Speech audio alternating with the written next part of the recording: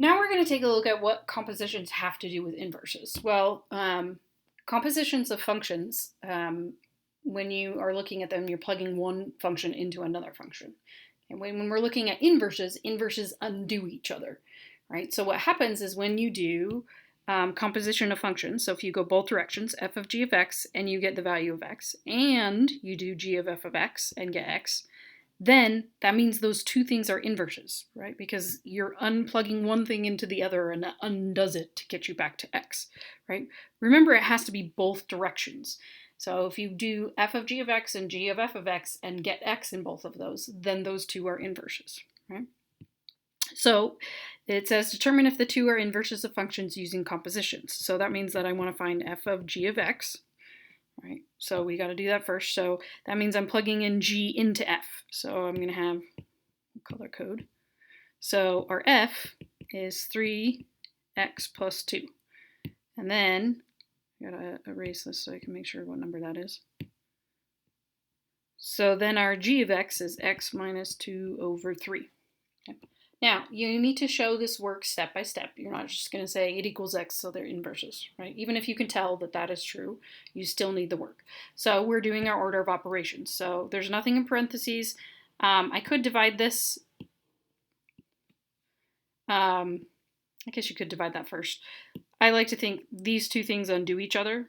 So I'm multiplying these two and they undo each other.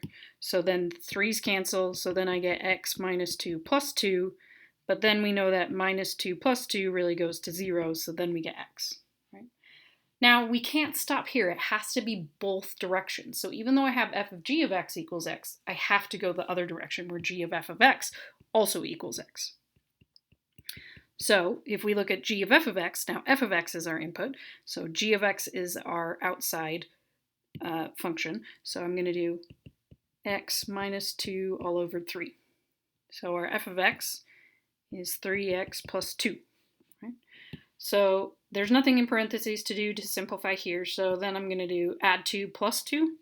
Sorry, add 2 minus 2. Right? So these really go to 0. So then we get 3x over 3. Well, then the 3's reduce to 1. So then we just get x. Right? So yes, f of x and g of x are inverses. Now, if we look at this next one, we've got f of g of x. Again, we're still trying to determine are they inverses, so we need to find f of g of x and g of f of x.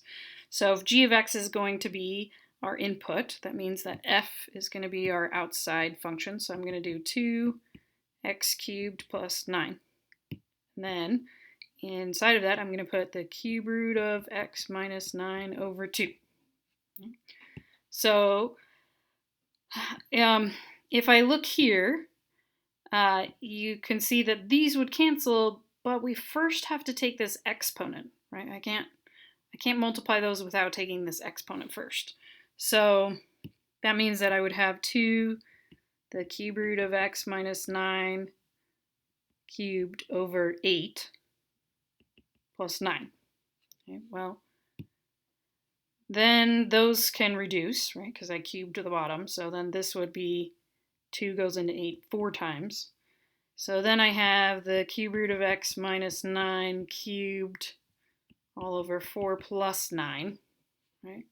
Now if we cube this is going to turn nasty real fast because we would have to use our binomial theorem to expand this. So this is not going to simplify to x, right? So this is not equal to x. So I don't have to try the other direction because one of them is already not equal to x. So then I can say f of x and g of x are not inverses. Now, just so you can see, if we had gone the other way, I'll come down here. So if we do the cube root of x minus 9 over 2, and then we plug in 2x cubed plus 9, right?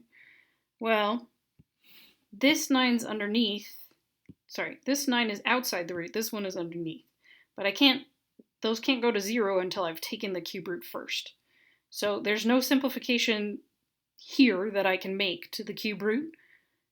So then this is it. This is as simplified as we need to get. So this is not equal to x, so then they are not inverses. So if f of g of x and g of f of x are equal to x, then f of x and g of x are inverse functions. And that's how composition of functions relates to our inverses.